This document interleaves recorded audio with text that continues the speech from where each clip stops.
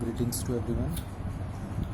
Today we are going to start our, I think, last topic of the unit second, and that is called Bose-Einstein gas. ठीक है, इस unit में हमने ज़्यादातर Boltzmann Einstein relations को ही discuss किया है. तो जो लास्ट टॉपिक हम डिस्कस करेंगे that is also related to Bose Einstein. तो थोड़ा सा लेंथी टॉपिक है, तो कोशिश करेंगे इसको कवर करने की ठीक ढंग से. हो सकता है 2 वीडियोस में आए या 1 में आए. लेट अस सी. तो स्टार्ट करते हैं. और next topic is Bose-Einstein gas.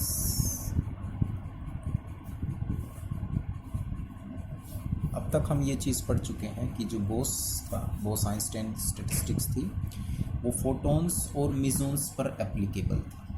ठीक है, तो हम सब कुछ इसके अंदर वही चीज़ रिपीट करेंगे. रिपीट इन द सेंस वही चीज़ यूज़ करेंगे जो हमने पढ़ी है related to the BE statistics या Bose Einstein statistics.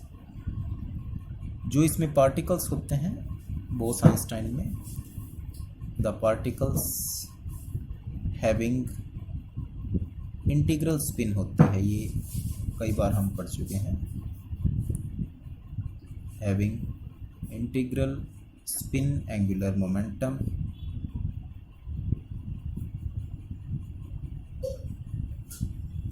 In the unit of h/2π. ठीक है, और वो जितने भी पार्टिकल्स हैं बी के अकॉर्डिंग डिस्टिंग्विशेबल होते हैं एंड इनडिस्टिंग्विशेबल. ठीक है, और इन पार्टिकल्स को जो इनडिस्टिंग्विशेबल हैं और इंटीग्रल स्पिन को ओबे करते हैं आर कॉल्ड बोसॉन्स.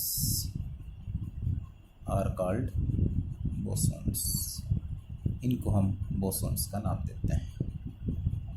ठीक है, और जब ये बोसॉन्स लार्ज नंबर में हो जाएं and a large assembly of such particles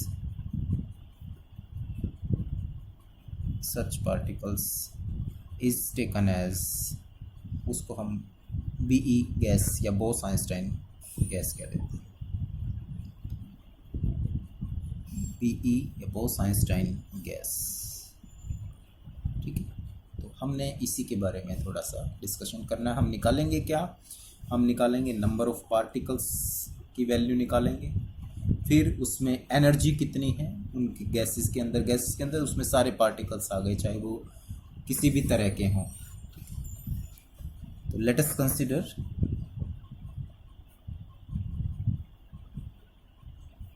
n bosons. ठीक है, are distributed in different quantum state.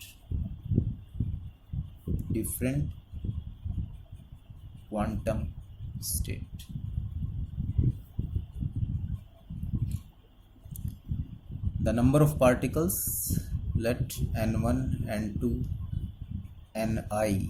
ठीक है, अब हमने उनको कंपार्टमेंट्स में नहीं डालना है. ठीक है, हम उनको एडजस्ट नहीं कर रहे, हम सिर्फ उसको स्टडी कर रहे हैं. इसलिए यहाँ एन के की बजाय एन आई को यूज़ किया है हमने. Be the particles with average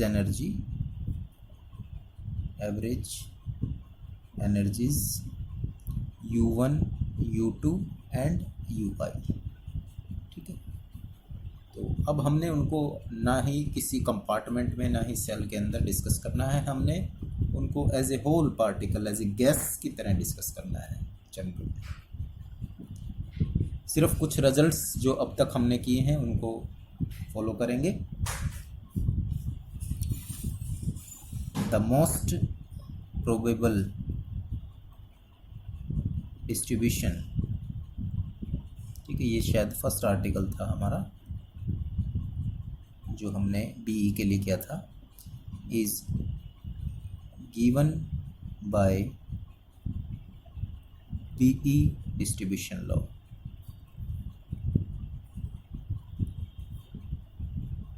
और इसमें हमें n की value, number of particles find out करे थे, and that was given by GI divided by e की पावर अल्फ़ा इंटू e की पावर बीटा UI माइनस में 1। ठीक है, these are the number of particles. अब GI सेल्स को represent करता है, नंबर ऑफ फेज सेल्स को रिप्रेजेंट करता है, और बीटा जो है वो 1/kT है। Here GI is number of phase cells and beta this is equal to 1/kT, इसकी वैल्यू होती है। अब हम इसको क्या लिख सकते हैं, therefore Ni this is equal to GI on e की पावर अल्फ़ा इंटू e की पावर बीटा की जगह 1/kT, तो हम इसको लिख सकते हैं UI/kT माइनस 1, इक्वेशन नंबर 1 नाम देते हैं। लेट e की पावर माइनस अल्फ़ा को हमने कंसिडर करा है a, e की पावर अल्फ़ा नहीं, e की पावर माइनस अल्फ़ा, तो इसकी जगह क्या आ जाएगा 1/a या a इनवर्स आ जाएगा। Ni this is equal to GI e की पावर माइनस अल्फ़ा है, तो हम इसको या तो 1/a या a इनवर्स लिख सकते हैं, e की power UI/kT minus 1, equation number 2। ये तो नंबर ऑफ पार्टिकल्स की बात हुई। ठीक है, अब नंबर ऑफ फेज सेल्स की बात करते हैं, यानी GI की। The number of phase cell in momentum interval P से और P प्लस DP में इज गिवन बाय GPDP से हमने इसको रिप्रेजेंट किया था, यानी सिर्फ इस इंटरवल में नंबर ऑफ फेज सेल्स को ये लिखते हैं हम। ठीक है, और इसका रिजल्ट क्या था हमारे पास 4πVP² divided by h³ into में dp। ठीक है, ये सारे वही रिजल्ट हैं जो हम फाइंड आउट कर चुके हैं। ठीक है, आप पिछली वीडियोस के अंदर इसको देख सकते हैं, चेक कर सकते हैं, सिर्फ हमें इनको अब क्रैम्प करना पड़ेगा थोड़ा सा। तो GPDP की वैल्यू हमारे पास आ गई, इक्वेशन नंबर इसको नाम दे देते हैं 3 का। ठीक है, अब जब इस मोमेंटम इंटरवल में P और P प्लस DP में नंबर ऑफ सेल्स की वैल्यू ये है, तो नंबर ऑफ पार्टिकल भी इसी इंटरवल में निकाल लेते हैं हम। Therefore the number of particles in momentum interval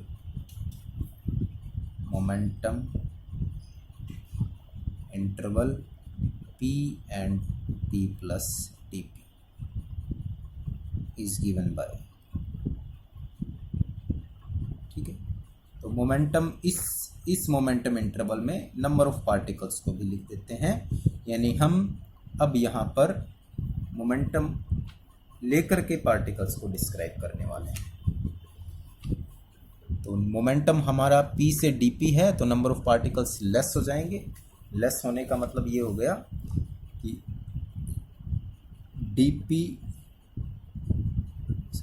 DN number of particles और इतने इंटरवल के लिए दिस इज इक्वल टू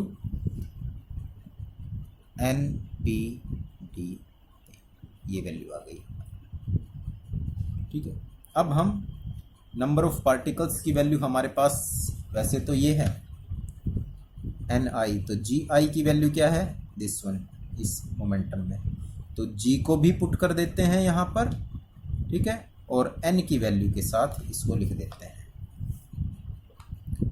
तो ये हो जाएगा G P D P divided by E की पावर क्या था, ए की पावर -1 ई की पावर यू बाय के टी -1। ठीक है, अब मैंने यू आई नहीं लगाया है यहाँ पर।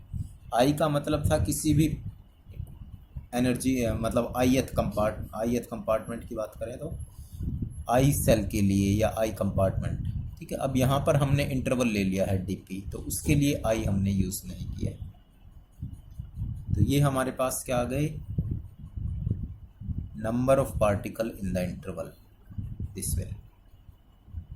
ठीक है, अब क्योंकि हम नंबर ऑफ पार्टिकल्स निकालना चाह रहे हैं और मोमेंटम और एनर्जी में एक रिलेशन होता है, using relation between momentum and energy. Energy is given by P square by 2m। ठीक है, 12th क्लास में बहुत बार यूज़ करा है इसका प्रॉब्लम। और we can write P square is equal to 2mu हो गया, ये इधर चला गया। ठीक है, और अगर हम इसका डिफरेंशिएशन फाइंड आउट करें तो 2p dp this is equal to 2m du। Differentiation कर दिया हमने इसका, और dp की वैल्यू निकाल दो क्योंकि हमें यही चाहिए यहाँ। dp this is equal to 2 से 2 कैंसिल हो गया एक तरीके से हमारा, तो m बाई p इंटू में d। और p का रिजल्ट अगर यहाँ से लिखें तो dp की value m upon square root 2mu d। ठीक है, अगर ये वैल्यू आ गई, p को हमने ये लिख दिया है इस इक्वेशन में। ठीक है, थोड़ा सा और चेंज कर सकते हैं इसको, यहाँ भी m है यहाँ भी m है। ठीक है, तो इस m को हम root m into root m लिख सकते हैं, और जब हम इसको ये लिख सकते हैं तो दैट बिकम m अपॉन में 2u, और इस सारे की पावर 1/2। ठीक हो गया, इंटू में du। ठीक है, क्योंकि ये रूट m था, एक रूट m से कैंसिल हो गया, तो m रूट m ऊपर रह गया और 2u नीचे रह गया, इस सारे की पावर 1/2। इक्वेशन नंबर, इसको नाम दे देते हैं, दैट इज 4 आ गया हमारे पास। अब ये जो सारे रिजल्ट आए हैं हमारे, एक तो dp की वैल्यू हमारे पास आई है। ठीक है, और हमारे पास एक नंबर ऑफ सेल की वैल्यू है, gp की वैल्यू है। ठीक है, नंबर ऑफ पार्टिकल्स की वैल्यू है, ni की वैल्यू। इन सब को कलेक्ट कर देते हैं एक साथ और एनर्जी रेंज में ni को लिख देते हैं using equation number 3, 4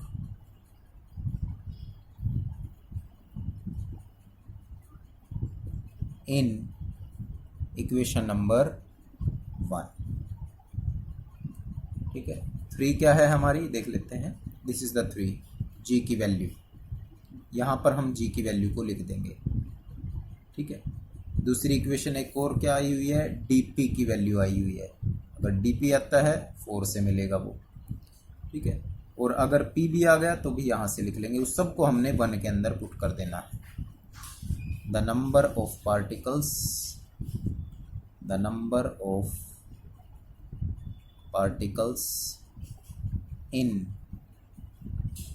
energy range u and u plus d। अब इस एनर्जी रेंज में नंबर ऑफ पार्टिकल्स को लिख देते हैं, और नंबर ऑफ पार्टिकल्स dn इस एनर्जी रेंज में of energy u, this is equal to.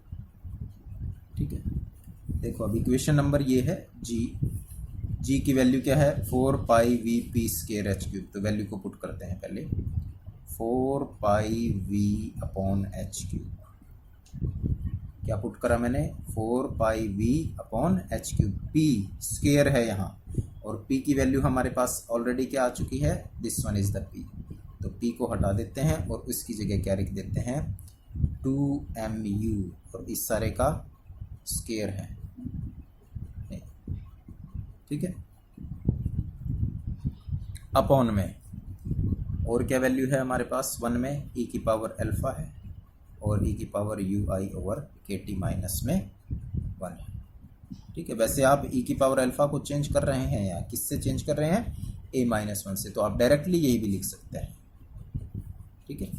तो यहाँ मैंने लिख दिया a की पावर -1 और e की power u over kt minus 1, ठीक है।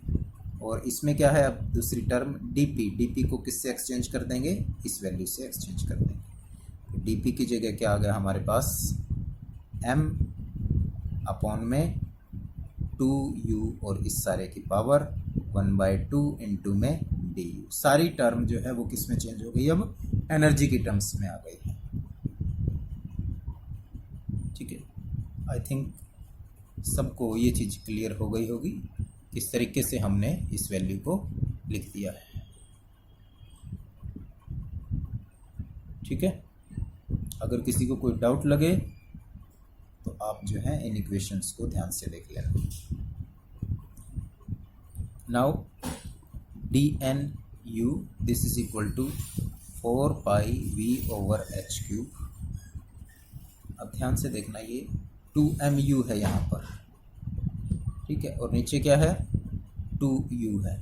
तो इसको मैं लिख रहा हूँ √2, क्योंकि ये √2 है और ये 2 बार √2 है, तो एक कैंसिल हो गया, सिर्फ क्या रह गया? √2। m 1 और 1/2 क्या हो गया? 3/2 हो गया, इनटू u की पावर 1/2 और यहाँ भी u है, तो एक रूट से एक रूट कैंसिल और u की पावर क्या आ गया? 1/2 डिवाइडेड बाय नीचे ऐसे ही a-1 e की पावर u ओवर kt -1 और इंटू में du टर्म आ गई। क्लियर? चलिए, now dnu this is equal to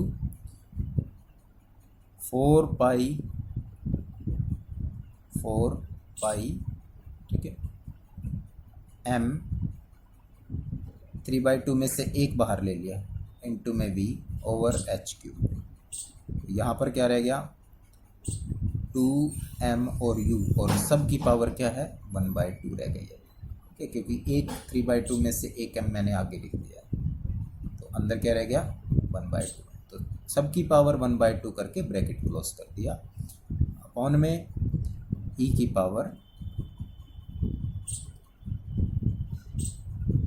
u upon kt -1 और a आपका -1 के साथ है, इंटू में du, ठीक है।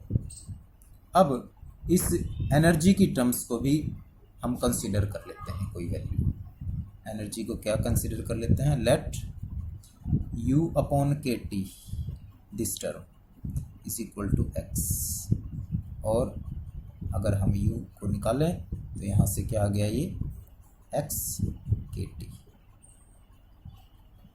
du निकाल देते हैं तो दिस बिकम kt इंटू में dx। अब du की जगह क्या आ गया? ये टर्म आ जाएगी हमारी, ठीक है, और u अगर कहीं है तो उसकी जगह ये आ जाएगी। इसको नाम दे देते हैं इक्वेशन नंबर आपका 5, equation number 5।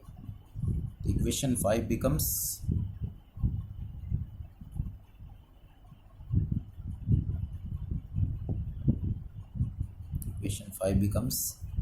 dnu this is equal to 4 pi, ठीक है,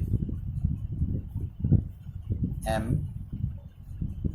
v इंटू में 2m अब u अलग हो गया हमारा यहाँ से एक तरीके से, ठीक है।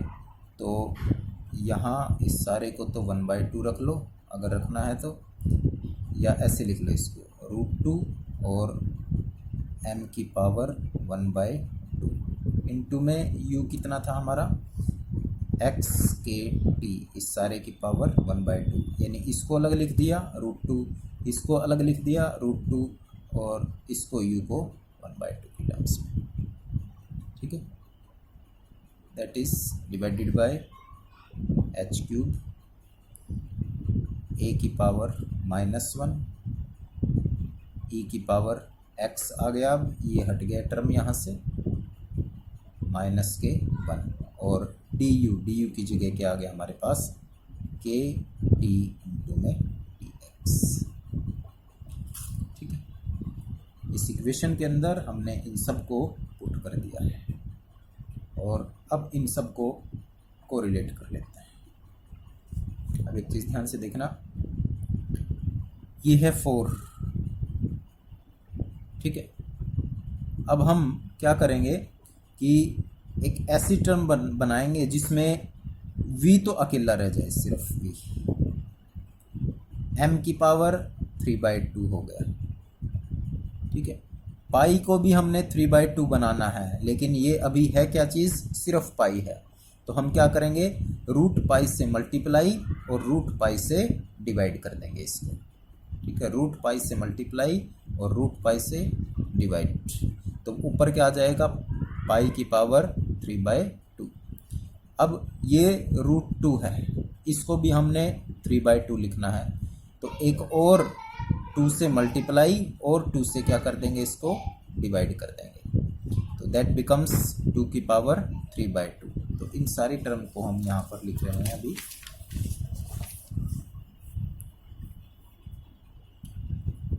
dnu this is equal to v/h³ as it is लिख दिया हमने, ठीक है। और जैसे मैंने बताया था आपको 2 m k t सब की पावर क्या है 3/2, ठीक है। तो जो एक्स्ट्रा में लिए हैं, एक तो 2 लिया है और एक क्या लिया है √पाई, इससे डिवाइड और मल्टीप्लाई हमने इसको कर दिया है, ठीक है। वैसे तो हमारे पास ऑलरेडी 4 था यहाँ पर, तो रूट लेने की ज़रूरत नहीं है 2 के साथ, क्योंकि 2 और 2 4 तो यहीं से मिल रहे हैं। तो एक √2 इसके साथ, 2 इसके साथ चला गया, एक 2 रह गया हमारे पास, एक 2 तो अंदर चला गया, एक 2 बाहर रह गया, सिर्फ पाई रह गया था। पाई को एक्स्ट्रा में मल्टीप्लाई और डिवाइड करना पड़ा, ठीक है। इनटू और क्या है x की पावर 1/2 dx और डिवाइडेड बाय a की पावर -1 इंटू में e की पावर x -1, ये टर्म आ गई हमारे पास, ठीक है। इस टर्म को नाम दे देते हैं इक्वेशन नंबर आपका कितना है यहाँ पर 6, इक्वेशन नंबर 6 आ गया ये। अब ये तो नंबर ऑफ पार्टिकल्स हैं एनर्जी रेंज के अंदर। अगर हमें टोटल नंबर ऑफ पार्टिकल्स निकालने हैं तो क्या करेंगे, total number of particles in the system is n is equal to 0 से लेकर इनफाइनाइट हो सकते हैं, और इसका हम क्या कर देंगे इंटीग्रेशन। जब हम इसका इंटीग्रेशन करेंगे तो n this is equal to constant term बाहर आ जाएंगी, v/h³ 2 m k t की पावर 3/2 इंटू 2/√पाई बाहर आ गए। इंटीग्रेशन में सिर्फ x का रहेगा, 0 से इनफाइनाइट x की पावर 1/2 ओवर a -1 e की पावर x -1 इंटू में dx, ठीक है। इसका हमने क्या करना है इंटीग्रेशन करना है। अब इंटीग्रेशन करने के हमारे पास 2 तरीके हैं, एक तो हम स्टैंडर्ड इंटीग्रेशन का डायरेक्ट यूज़ कर लें, ठीक है, या फिर जो है इसको सॉल्व कर लें। सारे सॉल्व करने में आपके 1-2 पेज और एक्स्ट्रा भर जाएंगे, तो हो सके तो पॉसिबल इसको जो है हम स्टैंडर्ड इंटीग्रेशन से सॉल्व करेंगे। सिर्फ अभी हम इस टर्म को ले रहे हैं, इसको फंक्शन मान लेते हैं, कोई भी फंक्शन, ठीक है, f ऑफ फंक्शन x मान लेते हैं और इसको सॉल्व करते हैं। We have only this function 2/√पाई 0 से इनफाइनाइट x की पावर 1/2 dx ओवर ये टर्म है e की पावर x अपॉन में a -1। ठीक है, पावर a माइनस था तो उसको मैंने नीचे लिख दिया है।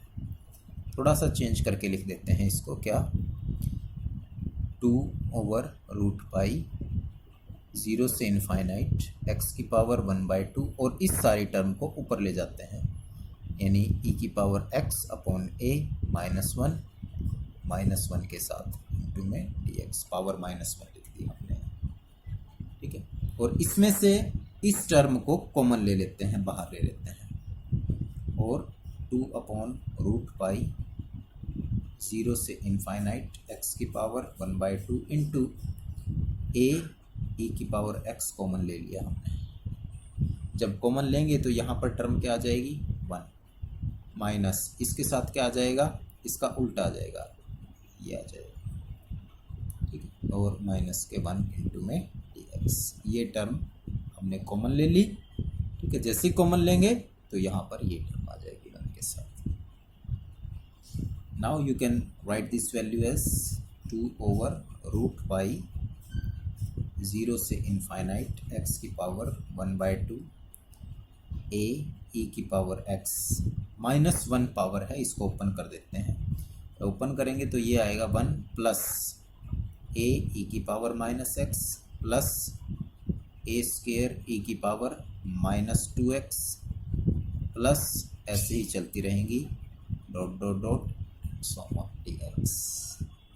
ठीक है, पावर -1 को हमने सीरीज के थ्रू ओपन कर दिया है। ठीक है, नाउ 2/√पाई, अब a टर्म इसके साथ भी है, a टर्म इसके साथ भी है, a टर्म इसके साथ भी है, तो हम सब से a कॉमन ले लेते हैं और सब का इंटीग्रेशन अलग अलग कर देते हैं। 0 से इन्फिनिटी, ये इसके साथ मल्टीप्लाई होगा तो क्या बनेगा, x की पावर 1/2 इंटू e की पावर -x dx। ठीक है, कॉमन हमने शायद क्या लिया है यहाँ पर, -x कॉमन आएगा, ये तभी तो ये अंदर यही टर्म रहेगी ना, ये माइनस लगा लेना है। अब देखो इस टर्म को 1 से मल्टीप्लाई करेंगे तो ये आ गया, इसका integration plus a square, integration में वैल्यू आ गई 0 से इनफाइनाइट x की पावर 1/2 इंटू a तो बाहर आ गया, सॉरी, e की पावर माइनस में 2x dx आ गया। ठीक है, और ऐसे ही तीसरी टर्म आएगी प्लस, यहाँ लिख रहे हैं इसको a³ 0 से इनफाइनाइट x की पावर 1/2 मल्टीप्लाई हो गई और e की पावर -3x इंटू में dx एंड सो ऑन, यही चलती रहेगी। ठीक है, यानी इस वैल्यू को हमने एक बार इससे मल्टीप्लाई कर दिया, फिर इससे मल्टीप्लाई कर दिया, फिर इससे मल्टीप्लाई कर दिया, और ऐसे ही चलते रहेंगे सारी टर्म्स। ठीक है, now this is equal to 2/√पाई ब्रैकेट। ठीक है, जब इसका स्टैंडर्ड इंटीग्रेशन सॉल्व करते हैं, ठीक है, इसका स्टैंडर्ड इंटीग्रेशन तो √π/2 आएगा। ठीक है, इसका इंटीग्रेशन जब सॉल्व करेंगे तो a स्क्वायर 2 की पावर 3/2 और π/2 आएगा। तो वो जो भी रिजल्ट आ रहा है, चाहे तो आप इसको जो है सॉल्व करके देख लें, एक टर्म को जो भी रिजल्ट आए उसके हिसाब से इनको लिख दें, या मैं यहाँ पर इसको डायरेक्ट लिख रहा हूँ। कैसे, ये कॉमन आने वाला है सब में, दिस टर्म। ठीक है, तो फर्स्ट के साथ क्या था a, ये एज इट इज रहा, प्लस दूसरे के साथ क्या है a स्क्वायर, और इसमें आ जाएगा 2 की पावर 3/2, ये सब में आने वाला है। यानी इसके साथ इसका अगर हम इसको सॉल्व करते तो क्या आता, √π2 इंटू 2 की पावर 3/2, और इसके साथ क्या आएगा जब a³ एज इट इज, और यहाँ पर आएगा 3 की पावर 3/2 एंड सो ऑन। ठीक है। अब ये हमारा फंक्शन की वैल्यू आ गई, इस फंक्शन को लेकर के हम सोल्व कर रहे थे, ये रिजल्ट था इस तरह। अगर हम n को निकालना चाहते हैं तो n क्या आएगा, therefore n becomes n is equal to v over h cube 2 pi m K t की पावर 3/2 इंटू में, ठीक है। ये सारा रिजल्ट इसके साथ हमने ऐड कर दिया, और ऐड करने के बाद हमारे पास ये वैल्यू आ गई a plus A square 2 3/2 plus A cube 3 की पावर 3/2 एंड सो, ठीक है। और क्योंकि हम e की पावर अल्फा ग्रेटर देन 1 मानकर चलें, तो हमारे पास a क्या चीज़ था, ये था हमारे पास e की पावर माइनस अल्फा, तो ये वेरी वेरी लेस देन 1 हो जाएगा। So the term A square A cube can be neglected, ठीक है। और अगर हम इन सब को नेग्लेक्ट कर देंगे तो हमारे पास सिर्फ n क्या बचेगा, v over H cube 2 pi m K t की पावर 3/2 इंटू में a बचेगा सिर्फ। ये टर्म हमारी कैंसिल, ये भी कैंसिल, नेग्लेक्ट कर दिया हायर पावर ऑर्डर के टर्म्स की वजह से, ठीक है। So this results gives out equation number 7, number of the particles between this n into में u। तो ये हमारे पास n की वैल्यू आ गई है, ठीक है। अब n की वैल्यू हमारे पास इक्वेशन नंबर 7 की टर्म्स में आ गई। अब इस वैल्यू को हमने एनर्जी के साथ कोरिलेट करना है, क्योंकि आर्टिकल के शुरू में हमने बताया था कि हम इसको एनर्जी की टर्म्स के लिए भी फाइंड आउट करेंगे।